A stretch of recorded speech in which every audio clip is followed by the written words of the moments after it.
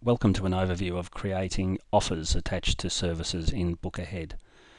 We've previously added this test service of a 4-bedroom apartment, and what we need to do in order to make it available for sale to consumers is to create an offer. And so when a service exists without an offer having previously been created, you'll see the add offer link. I've done some test offers here so we can see view offers, which shows that there are existing offers for that service.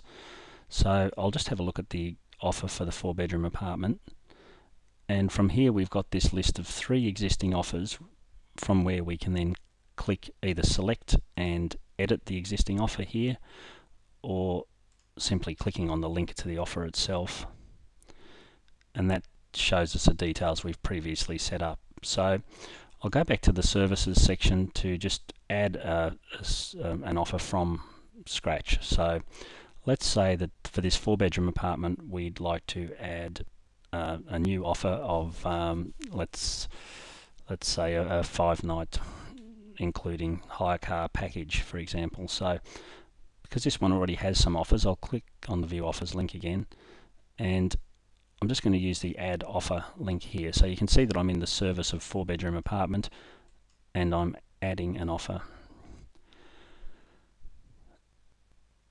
Now I might make this, for example, a hot offer, and you can see here I've got the 4-bedroom apartment selected automatically. I'll call this a car hire included special.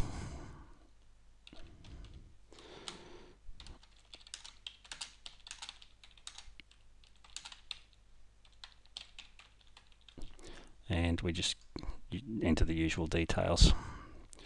You'll go to a bit more detail in this short demonstration I'm giving, obviously, but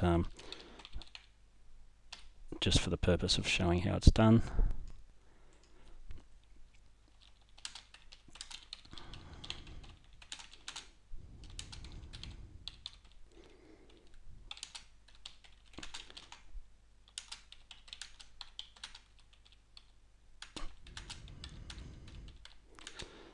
And as you'd be aware, you include whatever details are relevant for the consumer, so they're given all the information up front. The terms and conditions and cancellation policy can be updated if there's additional terms for this offer in addition to your standard terms. You'd simply add those here in these boxes. You can take out this existing template, which just basically links to your operator terms and conditions, or you can leave those there and add to them if you wish.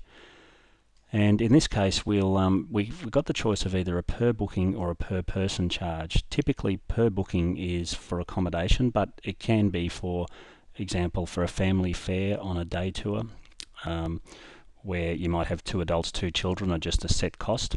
And you can also use a per person charge. So typically that would be for tours, but again, you might use that for accommodation. So if a certain resort package is X dollars per person, minimum 2 people, you could use this. So basically you choose the relevant costing structure here, and we might say the normal nightly price for this might be $400, and we're saying our offer price, once we've calculated it out over the 5 days that we're allowing for, is let's say $300 for want of a better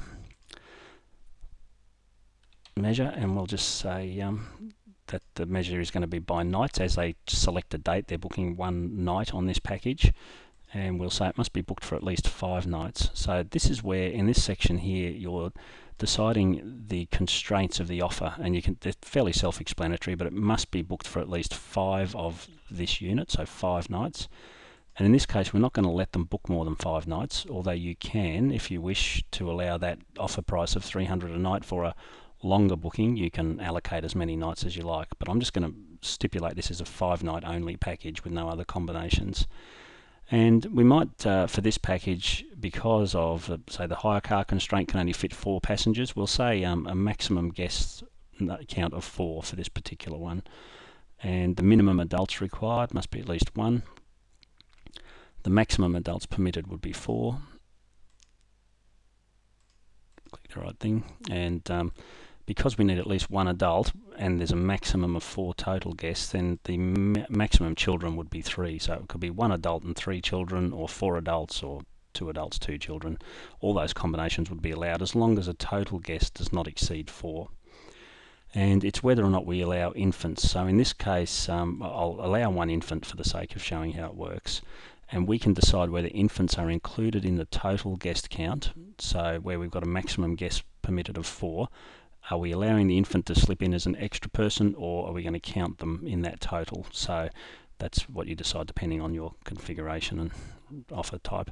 And once you've chosen an infant, there's some standard infant text here, but you can remove that or change that. So let's just say infants.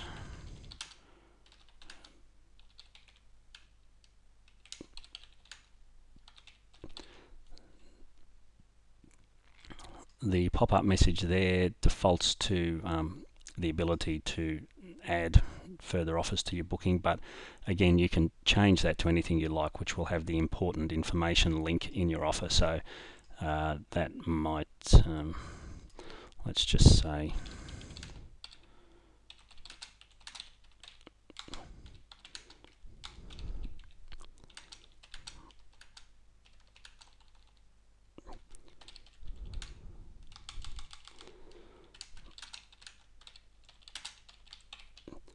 we'll just put whatever there. I guess you get the idea. The checkout message is a pop-up message that will happen as the passenger moves from the booking cart to pay. So if you particularly wanted to get a message across that needs to pop up in their face before they leave, you can put that in the checkout message. So in this case, I think that will do. You can browse to a local copy of an image if you've got a representative image of this offer, which is a good idea, but for the sake of this test, we'll just submit this. And you can see this car hire included offer is now listed. And that's basically all there is to adding offers. An offer can be for your nightly tariffs or your normal tour rates, or it can be for specials, and those conditions and booking basis of per person or per booking allows you to structure pretty much any type of offer that you'd like. You can see now that we have an add availability link to prompt us that we now need to add availability for the consumers to tell them whether it's available for instant booking, or on request, which allows them to build the itinerary and then send off to you automatically for a one-click confirmation or rejection. So we'll come back in a further session and deal with adding and managing availability.